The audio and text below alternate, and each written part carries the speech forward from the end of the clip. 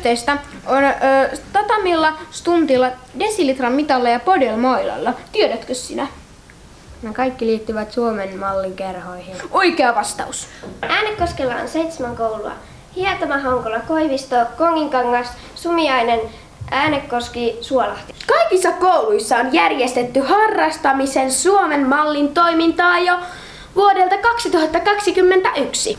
Mä tykkään käydä heppokerhassa siksi, koska siellä oppii paljon hepoista enemmän ja sitten pääsee just käymään kaikilla tämmöisillä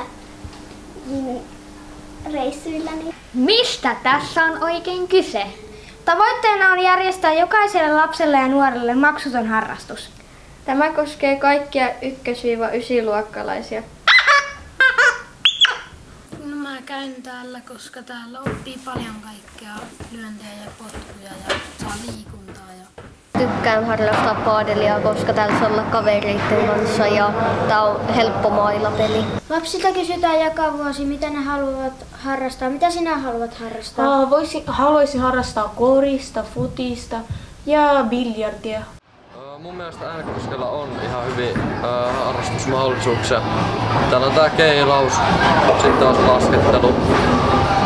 Sitten mun käsityksessä on kaikkea muutakin. Sä voit laskea ja pysäyttää vielä kerran tuohon eteen. Just noin, nojat eteenpäin. Hyvä.